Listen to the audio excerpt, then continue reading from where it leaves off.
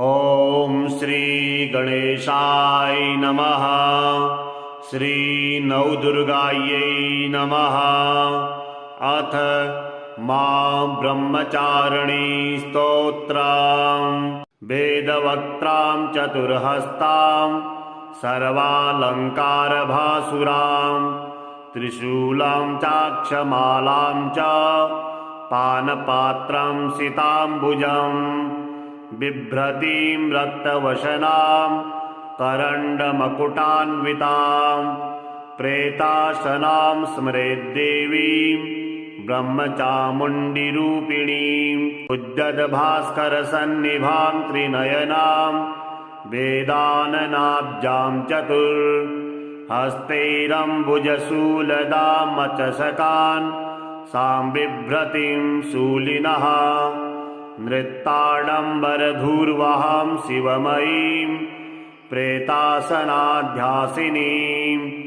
ध्यायेतिल्लवनेश्वरीं हृदि सदा श्रीब्रह्मचामुण्डिकाम् ओङ्काराम्बुजसंस्थितामुपनिषत् गीतापदानोत्तमाम् ओड्याणादिचतुर्विधोन्नतमहा पीठाधिरूढां शिवाम् ओजोदीप्तरविन्दुवह्निमुखरा मोघत्रयाभ्यर्चितां वन्देऽहं विपदं सदा शमयितुं श्रीब्रह्मचामुण्डिकां ब्रह्मेन्द्राग्निमुखामरीडितपदां ब्रह्मांसजातां बृहत् शूलप्रोतनिशुम्भदैत्यहृदयां ब्रह्म्यादिभिः संवृतां बाधाहीनपदप्रदां बुधनुतां बन्धूकरागाम्बरां वन्देऽहं विपदं सदा शमयितुं श्रीब्रह्मचामुण्डिकां हर्यक्षासनसंस्थितां हयमुखा गस्तादिपूजां हठात् कारध्वस्तबलोच्छया सुरगणां हारावलीभासुरां हाहाहुः मुखे स्तुतां हुतवः ज्वालाभकेशान्वितां वन्देऽहं विपदं सदा शमयितुं श्रीब्रह्मचामुण्डिकां चातुर्योक्तिविमोहितप्रियतमां चन्द्रार्कवह्निक्षणां चण्डानेकसुरान्तकान्तककरीं चापल्लहीनेष्टदां चारुस्मेरचतुर्मुखां प्रबलदुःशूलाक्षपात्राम्बुजां वन्देऽहं विपदं सदा शमयितुं श्रीब्रह्मचामुण्डिकाम् मुक्ताहारमनोहरं मुनिजना अभीष्टामुकन्दार्चितां मुद्रामुद्रितमुण्डचण्डदनुजां मुक्तिप्रदां मोहिनीं मुग्धामुग्धविभूषणां मुकुरच छायातपत्रामुमां वन्देऽहं विपदं सदा शमयितुं श्रीब्रह्मचामुण्डिकां डाकन्यादिभिरावृतां डमरु निध्वानप्रियां डामरीं डिम्भप्रार्थिमहीसुरादिजनता स्तोत्रप्रपञ्चालयां डोलाडम्बर नर्तनेश्वरवाक् प्रोत्साहितां डम्भिनीं वन्देऽहं विपदं सदा शमयितुं श्रीब्रह्मचामुण्डिकां नम्यां नम्रदिगीश्वरीं नगशुतां नारायणीं नर्तकीं नानारत्नकिरीटकुण्डलधरां नित्यां नितान्तेष्टदां निहारीशधरां निशुम्भशमनीं निर्वैरिणीं निश्चलां वन्देऽहं विपदं सदा शमयितुं श्रीब्रह्मचामुण्डिकाम् एतं स्तोत्रवरं पठन्तु सुधियः सङ्कल्पकल्पद्रुवम् भूतप्रेतपिशाचमोहनकरं सर्वप्रदां नासकां कान्तापुत्रधनप्रदां सरसवाक् वेगप्रदं सर्वदं दुर्गापाङ्गकटाक्षपातनकरं दुःखाम्बुधेस्तारकम् वेदवक्त्रां चतुर्हस्तां सर्वालङ्कारभासुरां त्रिशूलं चाक्षमालां च पानपात्रं सिताम्बुजं बिभ्रतीं रक्तवशनां करण्डमकुटान्वितां प्रेताशनां स्मरेद्देवीं ब्रह्मचामुण्डिरूपिणीं उद्यद्भास्करसन्निभां त्रिनयनां वेदाननाब्जां चतुर्हस्तैरम्बुजशूलदामचषकान् सां बिभ्रतीं शूलिनः नृत्ताडम्बरधूर्वहां शिवमयीं प्रेतासनाध्यासिनीं ध्यायेतिल्लवनेश्वरीं हृदि सदा श्रीब्रह्मचामुण्डिकाम् ओङ्काराम्बुजसंस्थितामुपनिषत् गीतापदानोत्तमाम् ओड्याणादिचतुर्विधोन्नतमहा पीठाधिरूढां शिवाम् ओजोदीप्तरविन्दुवह्निमुखरा मोघत्रयाभ्यर्चिताम् वन्देऽहं विपदं सदा शमयितुं श्रीब्रह्मचामुण्डिकाम् ब्रह्मेन्द्राग्निमुखामरीडितपदां ब्रह्मांसजातां बृहत् शूलप्रोतनिशुम्भदैत्यहृदयां ब्रह्म्यादिभिः संवृतां बाधाहीनपदप्रदां बुधनुतां बन्धूकरागाम्बरां वन्देऽहं विपदं सदा शमयितुं श्रीब्रह्मचामुण्डिकाम् हर्यक्षासनसंस्थितां हयमुखा गस्तादिपूजां हठात् कारध्वस्तबलोच्छया सुरगणां हारावलीभासुरां हाहाहुः मुखे स्तुतां हुतवः ज्वालाभकेशान्वितां वन्देऽहं विपदं सदा शमयितुं श्रीब्रह्मचामुण्डिकाम् चातुर्योक्तिविमोहितप्रियतमां चन्द्रार्कवह्निक्षणां चण्डानेकसुरान्तकान्तककरीं चापल्लहीनेष्टदां चारुस्मेरचतुर्मुखां प्रबलदुःशूलाक्षपात्राम्बुजां वन्देऽहं विपदं सदा शमयितुं श्रीब्रह्मचामुण्डिकाम् मुक्ताहारमनोहरं मुनिजना अभीष्टामुकन्दार्चितां मुद्रामुद्रितमुण्डचण्डदनुजां मुक्तिप्रदां मोहिनीं मुग्धामुग्धविभूषणां मुकुरच छायातपत्रामुमां वन्देऽहं विपदं सदा शमयितुं श्रीब्रह्मचामुण्डिकाम् डाकन्यादिभिरावृतां डमरु निध्वानप्रियां डामरीं डिम्भप्रार्थिमहीसुरादिजनता स्तोत्रप्रपञ्चालयां डोलाडम्बर नर्तनेश्वरवाक् प्रोत्साहितां डम्भिनीं वन्देऽहं विपदं सदा शमयितुं श्रीब्रह्मचामुण्डिकाम् नम्यां नम्रदिगीश्वरीं नगशुतां नारायणीं नर्तकीं नानारत्नकिरीटकुण्डलधरां नित्यां नितान्तेष्टदां निहारीशधरां निशुम्भशमनीं निर्वैरिणीं निश्चलां वन्देऽहं विपदं सदा शमयितुं श्रीब्रह्मचामुण्डिकाम् एतं स्तोत्रवरं पठन्तु सुधियः सङ्कल्पकल्पद्रुवं भूतप्रेतपिशाचमोहनकरं सर्वप्रदां नाशकां कान्तापुत्रधनप्रदां सरसवाक् वेगप्रदां सर्वदं दुर्गापाङ्गकटाक्षपातनकरं दुःखाम्बुधेस्तारकम् वेदवक्त्रां चतुर्हस्तां सर्वालङ्कारभासुरां त्रिशूलं चाक्षमालां च पानपात्रं सिताम्बुजं बिभ्रतीं रक्तवशनां करण्डमकुटान्वितां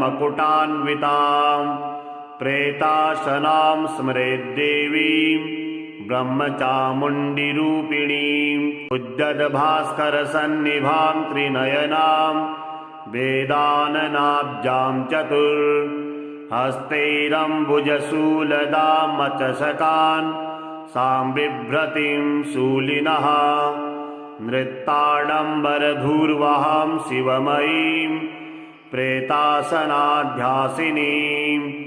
ध्यायेतिल्लवनेश्वरीं हृदि सदा श्रीब्रह्मचामुण्डिकाम् ओङ्काराम्बुजसंस्थितामुपनिषत् गीतापदानोत्तमाम् ओड्याणादिचतुर्विधोन्नतमहा पीठाधिरूढां शिवाम् ओजोदीप्तरविन्दुवह्निमुखरा मोघत्रयाभ्यर्चितां वन्देऽहं विपदं सदा शमयितुं श्रीब्रह्मचामुण्डिकां ब्रह्मेन्द्राग्निमुखामरीडितपदां ब्रह्मांसजातां बृहत् शूलप्रोतनिशुम्भदैत्यहृदयां ब्रह्म्यादिभिः संवृतां बाधाहीनपदप्रदां बुधनुतां बन्धूकरागाम्बरां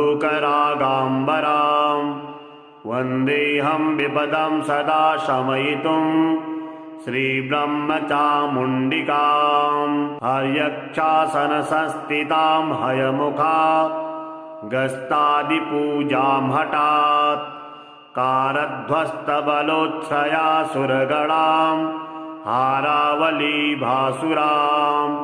हाहाहुः मुखे स्तुतां हुतवः ज्वालाभकेशान्वितां वन्देऽहं विपदं सदा शमयितुं श्रीब्रह्मचामुण्डिकां चातुर्योक्तिविमोहितप्रियतमां चन्द्रार्कवह्निक्षणां चण्डानेकसुरान्तकान्तककरीं चापल्लहीनेष्टदां चारुस्मेरचतुर्मुखां प्रबलदुःशूलाक्षपात्राम्बुजां वन्देऽहं विपदं सदा शमयितुं श्रीब्रह्मचामुण्डिकां मुक्ताहारमनोहरं मुनिजना अभीष्टामुकन्दार्चितां मुद्रामुद्रितमुण्डचण्डदनुजां मुक्तिप्रदां मोहिनीं मुग्धामुग्धविभूषणां मुकुरच छायातपत्रामुमां वन्देऽहं विपदं सदा शमयितुं श्रीब्रह्मचामुण्डिकां डाकन्यादिभिरावृतां डमरु निध्वानप्रियां डामरीं डिम्भप्रार्थिमहीसुरादिजनता स्तोत्रप्रपञ्चालयां डोलाडम्बर नर्तनेश्वरवाक् प्रोत्साहितां डम्भिनीं वन्देऽहं विपदं सदा शमयितुं श्रीब्रह्मचामुण्डिकां नम्यां नम्रदिगीश्वरीं नगशुतां नारायणीं नर्तकीं नानारत्नकिरीटकुण्डलधरां नित्यां नितान्तेष्टदां निहारीशधरां निशुम्भशमनीं निर्वैरिणीं निश्चलां वन्देऽहं विपदं सदा शमयितुं श्रीब्रह्मचामुण्डिकाम् एतं स्तोत्रवरं पठन्तु सुधियः सङ्कल्पकल्पद्रुवम् भूतप्रेतपिशाचमोहनकरं सर्वप्रदां नाशकां कान्तापुत्रधनप्रदां सरसवाक् वेगप्रदां सर्वदम् दुर्गापाङ्गकटाक्षपातनकरं दुःखाम्बुधेस्तारकम् वेदवक्त्रां चतुर्हस्तां सर्वालङ्कारभासुरां त्रिशूलं चाक्षमालां च पानपात्रं सिताम्बुजं बिभ्रतीं रक्तवशनां करण्डमकुटान्वितां प्रेताशनां स्मरेद्देवीं ब्रह्मचामुण्डिरूपिणीम् उद्यद्भास्करसन्निभां त्रिनयनां वेदाननाब्जां चतुर्हस्तैरम्बुजशूलदामचषकान् सां बिभ्रतीं शूलिनः नृत्ताडम्बरधूर्वहां शिवमयीं प्रेतासनाध्यासिनीं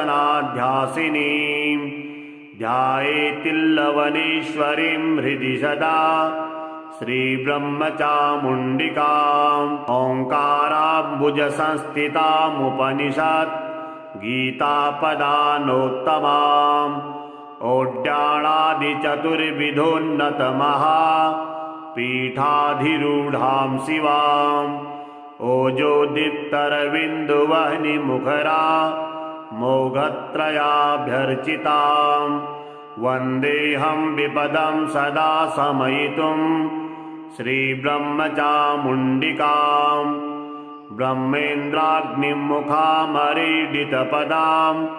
ब्रह्मांसजातां बृहत् शूलप्रोतनिशुम्भदैत्यहृदयां ब्रह्म्यादिभिः संवृतां बाधाहीनपदप्रदां बुधनुतां बन्धूकरागाम्बरां वन्देऽहं विपदं सदा शमयितुं श्रीब्रह्मचामुण्डिकाम् हर्यक्षासनसंस्थितां हयमुखा गस्तादिपूजां हठात् कारध्वस्तबलोत्सयासुरगणां हारावलीभासुरां हाहाहुः मुखे स्तुतां हुतवः ज्वालाभकेशान्वितां वन्देऽहं विपदं सदा शमयितुं श्रीब्रह्मचामुण्डिकाम् चातुर्योक्तिविमोहितप्रियतमां चन्द्रार्कवह्निक्षणां चण्डानेकसुरान्तकान्तककरीं चापल्लहीनेष्टदां चारुस्मेरचतुर्मुखां प्रबलदुःशूलाक्षपात्राम्बुजां वन्देऽहं विपदं सदा शमयितुं श्रीब्रह्मचामुण्डिकाम् मुक्ताहारमनोहरं मुनिजना अभीष्टामुकन्दार्चितां मुद्रामुद्रितमुण्डचण्डदनुजां मुक्तिप्रदां मोहिनीं मुग्धामुग्धविभूषणां मुकुरच छायातपत्रामुमां वन्देऽहं विपदं सदा शमयितुं श्रीब्रह्मचामुण्डिकाम् डाकन्यादिभिरावृतां डमरु निध्वानप्रियां डामरीं डिम्भप्रार्थिमहीसुरादिजनता स्तोत्रप्रपञ्चालयां डोलाडम्बर नर्तनेश्वरवाक् प्रोत्साहितां डम्भिनीं वन्देऽहं विपदं सदा शमयितुं श्रीब्रह्मचामुण्डिकाम् नम्यां नम्रदिगीश्वरीं नगशुतां नारायणीं नर्तकीं नानारत्नकिरीटकुण्डलधरां नित्यां नितान्तेष्टदां निहारीशधरां निशुम्भशमनीं निर्वैरिणीं निश्चलां वन्देऽहं विपदं सदा शमयितुं श्रीब्रह्मचामुण्डिकाम् एतं स्तोत्रवरं पठन्तु सुधियः सङ्कल्पकल्पद्रुवम् भूतप्रेतपिशाचमोहनकरं सर्वप्रदां नाशकां कान्तापुत्रधनप्रदां सरसवाक् वेगप्रदं सर्वदं दुर्गापाङ्गकटाक्षपातनकरं दुःखाम्बुधेस्तारकम् वेदवक्त्रां चतुर्हस्तां सर्वालङ्कारभासुरां त्रिशूलं चाक्षमालां च पानपात्रं सिताम्बुजं बिभ्रतीं रक्तवशनां करण्डमकुटान्वितां प्रेताशनां स्मरेद्देवीं ब्रह्मचामुण्डिरूपिणीम् उद्यद्भास्करसन्निभां त्रिनयनां वेदाननाब्जां चतुर्हस्तैरम्बुजशूलदामचषकान् सां बिभ्रतीं शूलिनः नृत्ताडम्बरधूर्वहां शिवमयीं प्रेतासनाध्यासिनीं ध्यायेतिल्लवनेश्वरीं हृदि सदा श्रीब्रह्मचामुण्डिकाम् ओङ्काराम्बुजसंस्थितामुपनिषत् गीतापदानोत्तमाम् ओड्याणादिचतुर्विधोन्नतमहा पीठाधिरूढां शिवाम् ओजोदीप्तरविन्दुवह्निमुखरा मोघत्रयाभ्यर्चिताम् वन्देऽहं विपदं सदा शमयितुं श्रीब्रह्मचामुण्डिकां ब्रह्मेन्द्राग्निमुखामरीडितपदां ब्रह्मांसजातां बृहत् शूलप्रोतनिशुम्भदैत्यहृदयां ब्रह्म्यादिभिः संवृतां बाधाहीनपदप्रदां बुधनुतां बन्धूकरागाम्बरां वन्देऽहं विपदं सदा शमयितुं श्रीब्रह्मचामुण्डिकां हर्यक्षासनसंस्थितां हयमुखा गस्तादिपूजां हठात् कारध्वस्तबलोत्थयासुरगणां हारावलीभासुरां हाहाहुः मुखे स्तुतां हुतवः ज्वालाभकेशान्वितां वन्देऽहं विपदं सदा शमयितुं श्रीब्रह्मचामुण्डिकां चातुर्योक्तिविमोहितप्रियतमां चन्द्रार्कवह्निक्षणां चण्डानेकसुरान्तकान्तककरीं चापल्लहीनेष्टदां चारुस्मेरचतुर्मुखां प्रबलदुःशूलाक्षपात्राम्बुजां वन्देऽहं विपदं सदा शमयितुं श्रीब्रह्मचामुण्डिकां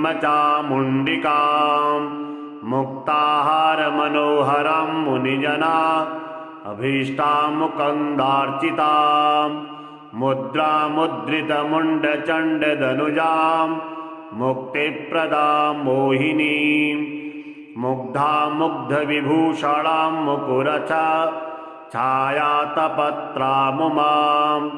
वन्देऽहं विपदं सदा शमयितुं श्रीब्रह्मचामुण्डिकां डाकन्यादिभिरावृतां डमरु निध्वानप्रियां डामरीं डिम्भप्रार्थिमहीसुरादिजनता स्तोत्रप्रपञ्चालयां डोलाडम्बर नर्तनेश्वरवाक् प्रोत्साहितां डम्भिनीं वन्देऽहं विपदं सदा शमयितुं श्रीब्रह्मचामुण्डिकां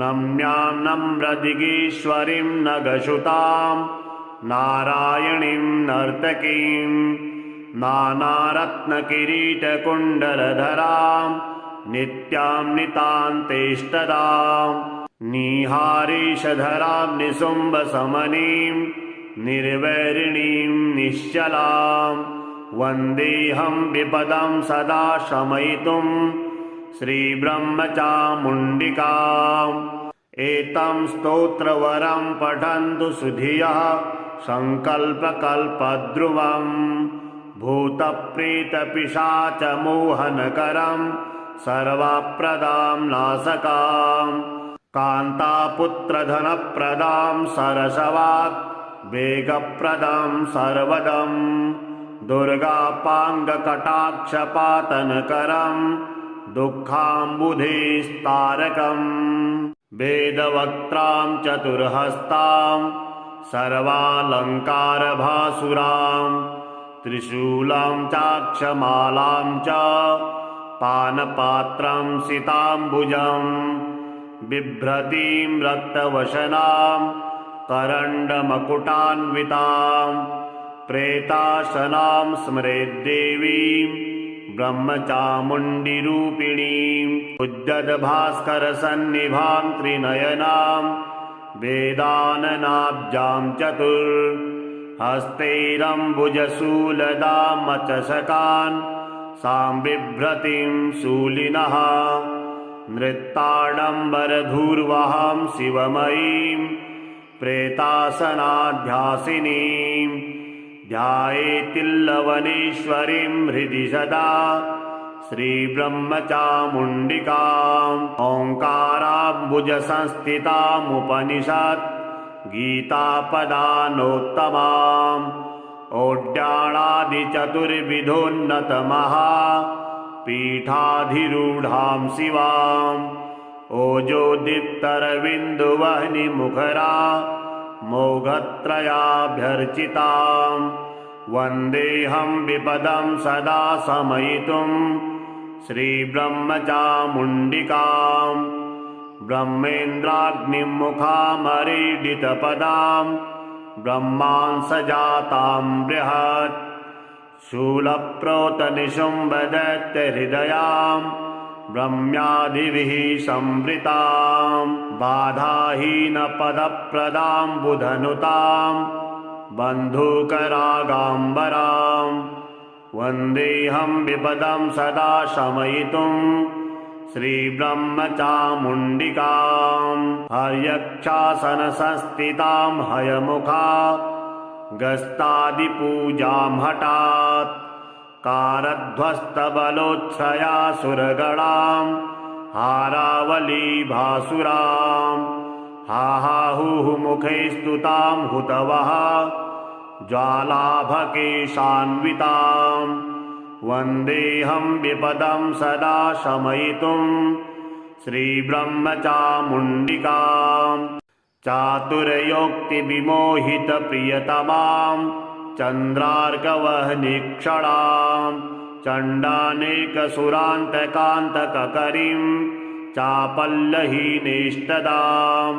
चारुस्मेरचतुर्मुखां प्रबलदुःशूलाक्षपात्राम्बुजां वन्देऽहं विपदं सदा शमयितुं श्रीब्रह्मचामुण्डिकाम् मुक्ताहारमनोहरं मुनिजना अभीष्टामुकन्दार्चितां मुद्रामुद्रितमुण्डचण्डदनुजां मुक्तिप्रदां मोहिनीं मुग्धामुग्धविभूषणां मुकुरच छायातपत्रामुमां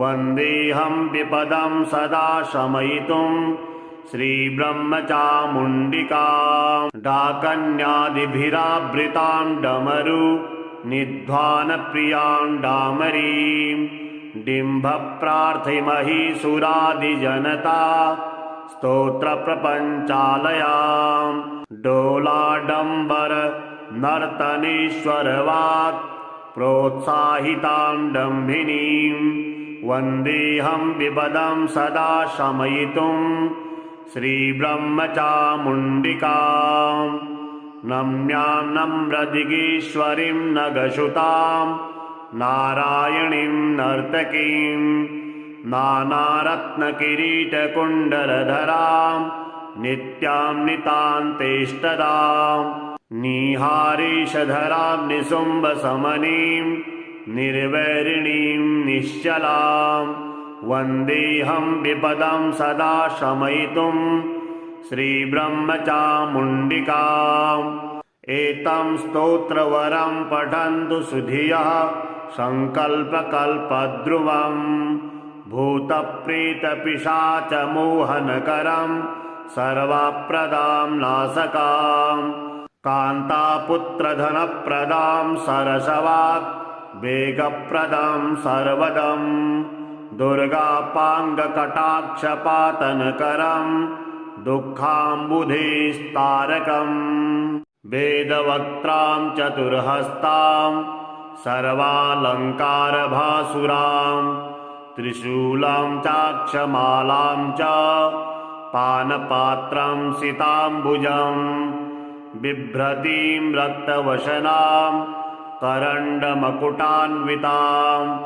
प्रेताशनां स्मरेद्देवीं ब्रह्मचामुण्डिरूपिणीम्। उद्यद्भास्करसन्निभां त्रिनयनां वेदाननाब्जां चतुर्हस्तैरम्बुजशूलदामचषकान् सां बिभ्रतीं शूलिनः।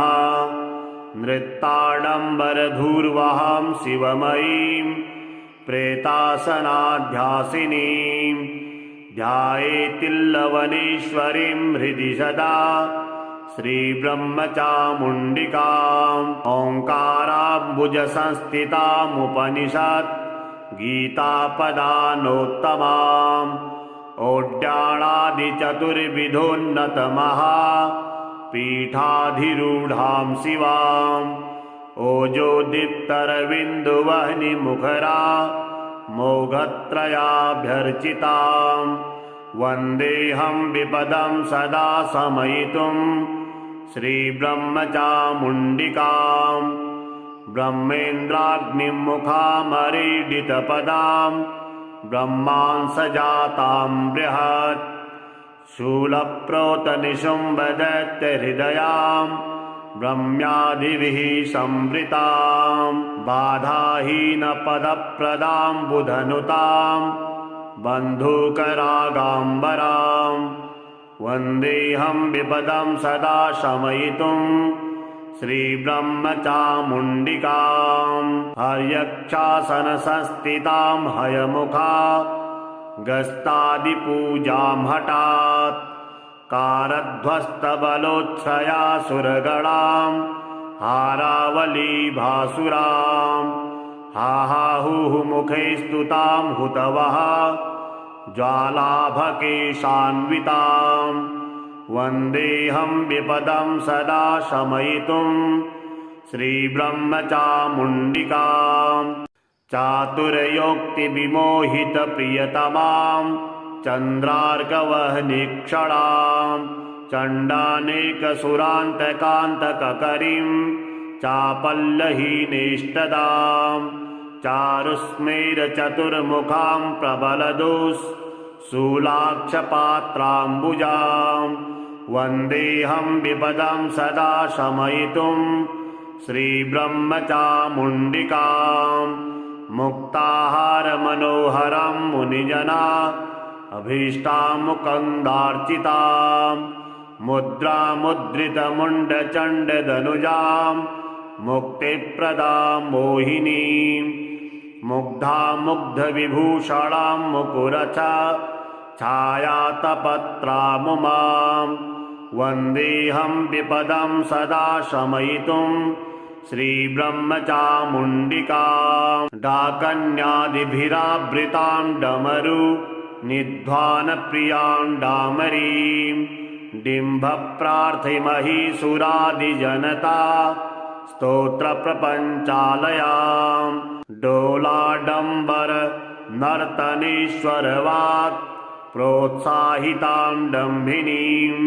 वन्देऽहं विपदं सदा शमयितुं श्रीब्रह्मचामुण्डिकाम्।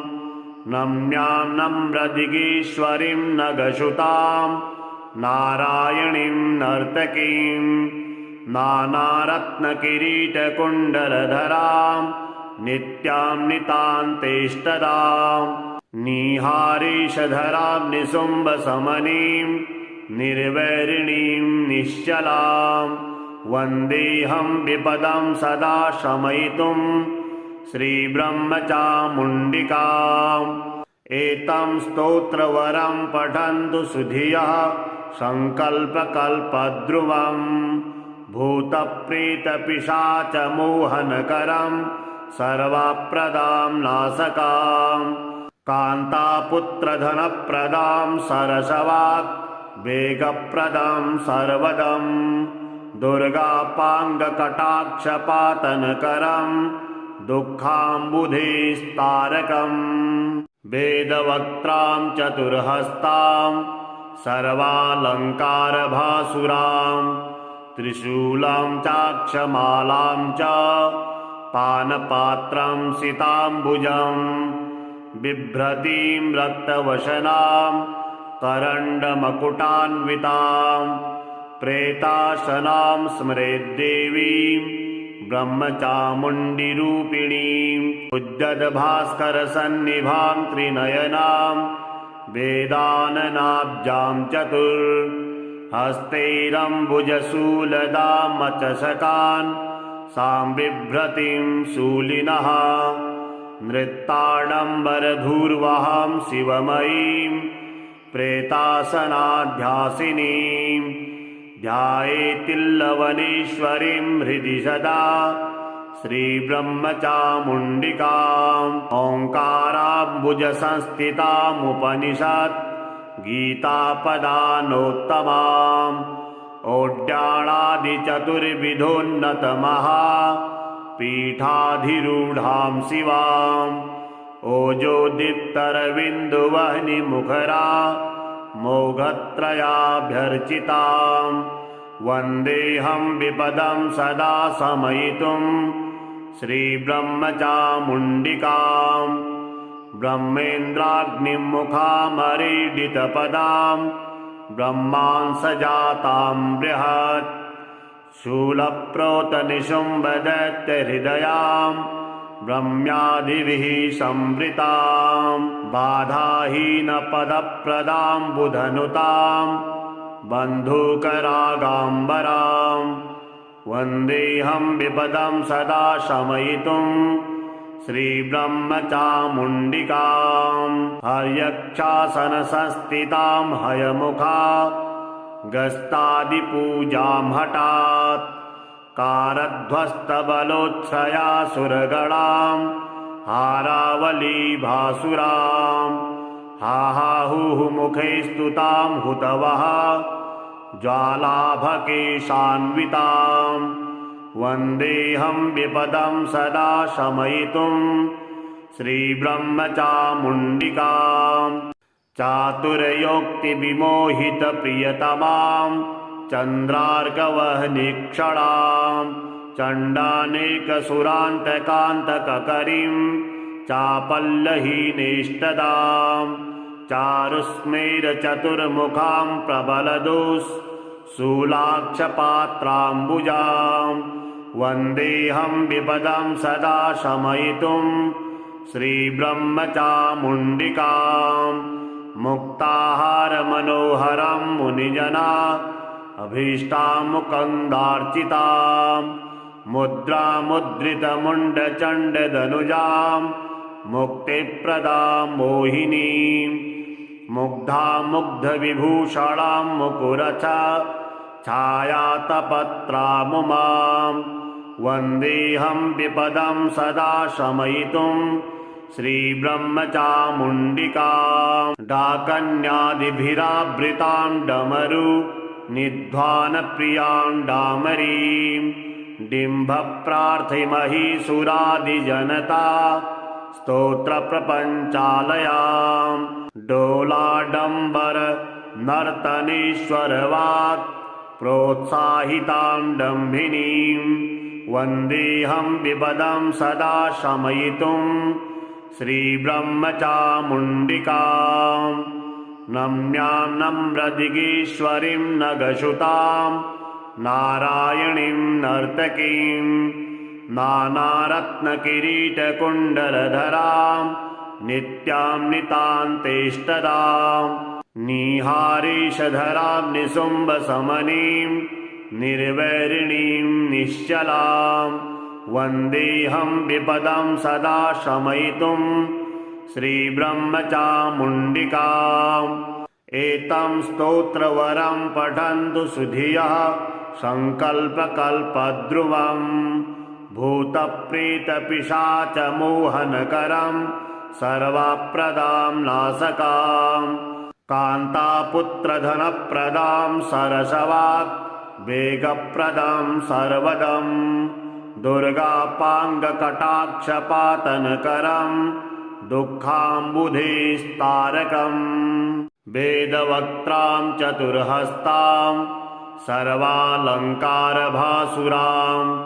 त्रिशूलं चाक्षमालां च पानपात्रं सिताम्बुजं बिभ्रतीं रक्तवशनां करण्डमकुटान्वितां प्रेताशनां स्मरेद्देवीं ब्रह्मचामुण्डिरूपिणीम् उद्यद्भास्करसन्निभां त्रिनयनां वेदाननाब्जां चतुर्हस्तैरम्बुजशूलदामचषकान् सां बिभ्रतीं शूलिनः नृत्ताडम्बरधूर्वहां शिवमयीं प्रेतासनाध्यासिनीं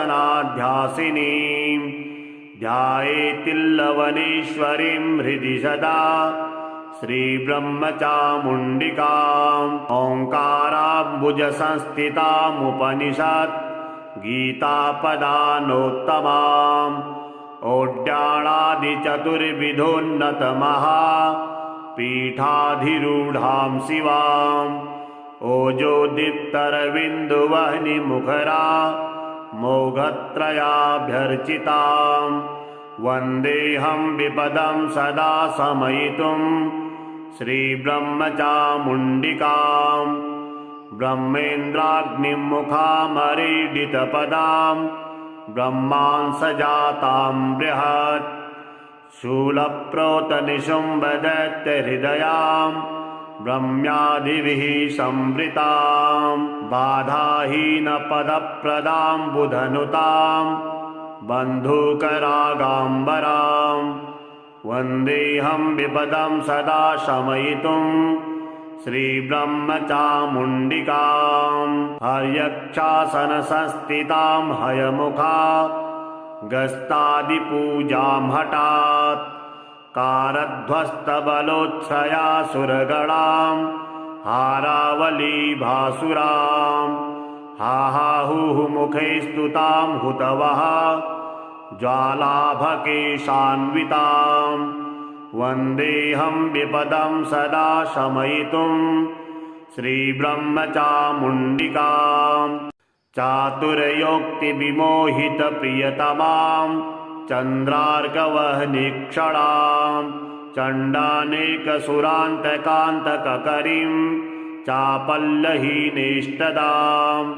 चारुस्मेरचतुर्मुखां प्रबलदुःशूलाक्षपात्राम्बुजां वन्देऽहं विपदं सदा शमयितुं श्रीब्रह्मचामुण्डिकाम्।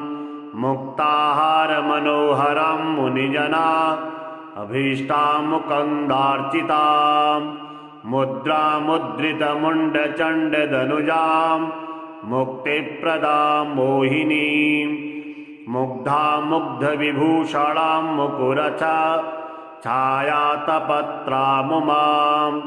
वन्देऽहं विपदं सदा शमयितुं श्रीब्रह्मचामुण्डिकाम्। डाकन्यादिभिरावृतां डमरु निध्वानप्रियां डामरीं डिम्भप्रार्थिमहीसुरादिजनता स्तोत्रप्रपञ्चालयां डोलाडम्बर नर्तनेश्वरवाक् प्रोत्साहितां डम्भिनीं वन्देऽहं विपदं सदा शमयितुं श्रीब्रह्मचामुण्डिकाम्।